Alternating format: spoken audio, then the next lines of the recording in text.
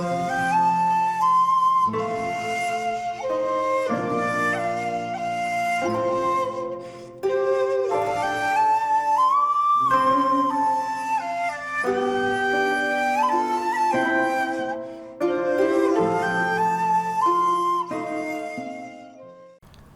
there, this is Solitary Ronin from Solitary Ronin Films, and welcome to our random review.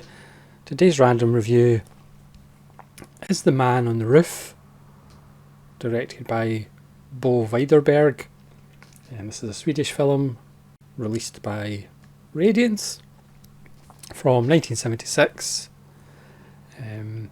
This is probably going to be quite a short review because I don't want to give too much away, even though I will have a short spoiler section at the end, but I will let you know when I'm getting to it, because you do have to kind of talk about the end of the film a little bit.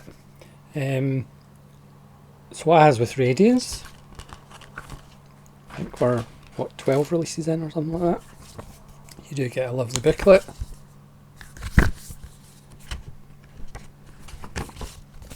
With essays about Widerberg. Widerberg's philosophy was that Bergman made vertical films and what Sweden needed was horizontal films. And this was one of the kind of groundbreaking Swedish films as far as being gritty and being realistic. So it's a kind of cop procedural. There is a wonderfully orchestrated murder of a police officer who is in hospital that has a little bit of Dario Argento in it. It's beautifully orchestrated and handled. And then in the following investigation into his death, a suspect is kind of targeted, who ends up being a man on a roof, don't think that's a spoiler, and taking pot shots at the police. That's about as far as I'll go into the plot of the film, and the rest of the film kind of takes place or follows the police's attempt to get the man on the roof off the roof. So we have kind of the lead detective, Lieutenant Beck, who's played by a comedian. But obviously this film is no laughing matter. And we're slowly introduced to the four main police officers who are dealing with investigation. And we're introduced to one of them at home as he gets the call to come into work. The other one is fairly world weary as he's been on a very late shift. And then you have this other character who doesn't seem to like anybody, doesn't seem to like his boss. At one point he does say Heil Hitler to his boss, and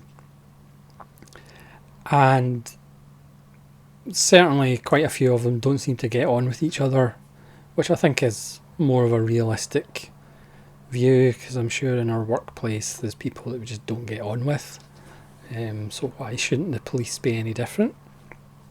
The start of the film is fairly slow paced as they were kind of introduced to the different characters and their kind of beefs. There is the suggestion that the police officer that was murdered in the hospital was perhaps corrupt, perhaps bent the rules. So Lieutenant Beck meets his kind of second in command, who is also perhaps a little bit dodgy but denies everything. We do see examples of the police force, like they've locked up some protesters but they haven't actually charged them with anything. Even Beck, his daughter, he says to his daughter, "You used to like the fact that I'm a police officer," but she kind of says, well, the police force has changed, you know, I've grown older.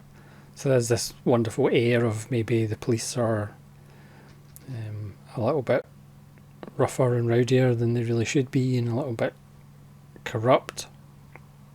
It's shot in a very grim, realistic way. Widerberg wanted realism as much as possible, so there's some scenes with a junkie at the police station, and apparently there's a real junkie. They use real junkies as junkies. It's a much more kind of dirty and grimy vision of Sweden. But as I say, even though it's kind of shot at times handheld, it's really, you do get a sense of there's a dynamic kind of camera at work, especially in the second half of the film. And as I say, the murder at the start in the hospital is very well choreographed and shot. But I also think at the end of the film, Widerberg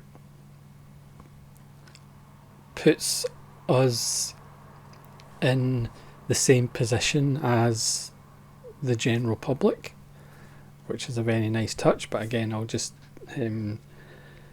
talk about that in the little spoiler bit at the end of the video. So I would highly recommend it. It does a really good job of as I say, the kind of relationships between the different police officers and their beefs and how they don't really like each other's methods. The kind of friction between the police that just want to go up on the roof and sort the guy out, which causes friction between the, let's do things by the book and let's do things by the numbers. And we see as each kind of assault and each kind of method either works or doesn't work. As with all the early Radiance releases, there's some really nice extras. Apart from the booklet, there's an 81 minute documentary from 2004, which is a retrospective making of, which is very interesting. It talks to the author, one of the authors of the book, about the casting and things like that. And then from 1977 there's a 51 minute documentary about Bo Widerberg and his filmmaking beliefs and such. And then there's just a little 3 minute piece with Widerberg being interviewed on the set of Man on a Roof. The film, it also has a little introduction by Widerberg, which was for when it was shown on television, and him talking about, there's a reason for the kind of graphic nature of the violence at the start of the film.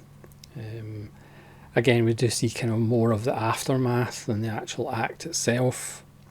So very much like Manhunter, for example, you do think the film is a lot more violent than it actually is.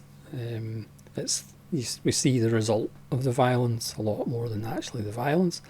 There's a lot of just lovely little touches that I can't really get into because I want you to have a watch and see what you think. But I would highly recommend it.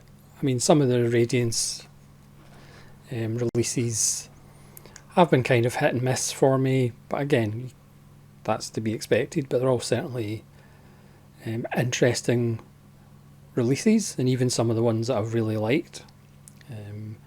Perhaps not everybody is going to like them, but this is just a really good, tight police thriller. As I say, the first half, takes its time and is patient, and we get to know the characters, most of whom are kind of irascible. It has that Scandinavian sense of humour. It's full of wonderful Scandinavian faces, very craggy features, and you can tell they've been through a lot. There's a great speech by the kind of person who's closest to the lieutenant who gets murdered in the hospital at the start, about, you know, pretty much all the abuse he's went through as a police officer, you know, people spitting in his face and calling him a pig and all of that, which is a nice little scene. And again, the film, everybody is almost, you know, a second away from beating each other up. So it has a wonderful crackling energy, and then it really kind of takes off in the second half of the film. So Bo Widerberg's Man on a Roof, I would highly recommend picking it up and having a look-see. But again, you can let me know if you've seen it before and what you think of it. Again, I'm not familiar with Bo Widerberg's work, so who knows, that might be a rabbit hole if he's got more films available. So I'm just going to go into a brief spoiler. So if you haven't seen the film, please stop the video and go watch the film, and you can always come back. So I'm going to talk about the ending now, so please do go away, enjoy the film and come back. I mean, I'm not going to go into the ending specifically, but it's just the fact that it's not as divisive perhaps as John Sayles' Limbo, for example, but the ending is just pretty abrupt. And if you're one of these people that watches films and really needs everything tied up in a neat bow, all the loose ends sorted out, all the resolutions, all the closure, you're not going to get it from this film. The film is about trying to get a man off a roof, or to stop him shooting at people on the roof, and once that has been performed, the film ends. But as I said, very much like the general public in that situation, you wouldn't know what happened to one of the cops that goes up on the roof. You wouldn't know what happens to the construction worker that just ends up on the roof with the cops. You wouldn't know what happens to the suspect. Obviously later they would come out with a statement. But the reason that I really loved the film so much was because of the way it ended. And again, it just makes such a refreshing change from the cinema we're used to now, where everything's explained, all the loose ends are tied up, all the resolutions. You know, it's very much like watching the Shaw Brothers Kung Fu films. You know, when the ending has happened, it's literally, that's the end of the film. You know, there's no 10 minutes of resolution afterwards, and you know, it's just, that's the end of the film. So it is a wonderful film, but again, if you really need closure and you need all the answers to the questions, you're not going to get it on The Man with the Roof, on the Roof. But I think it makes the film stand out. You know, they achieve what they want to achieve. All the loose ends, you can make your own mind up. So that's why I thought it was a wonderful film. There's some surprises, and the ending I really enjoyed, but as I say, some people might be annoyed by the ending. But there you go. So that's Radiance number 9, The Man on the Roof by Bo Widerberg. Again, you can let me know if you've seen it and what you think of it. And hopefully you'll join me again for more random reviews. This is Solitaire Ronan, finding it very difficult to speak in sentences, saying farewell.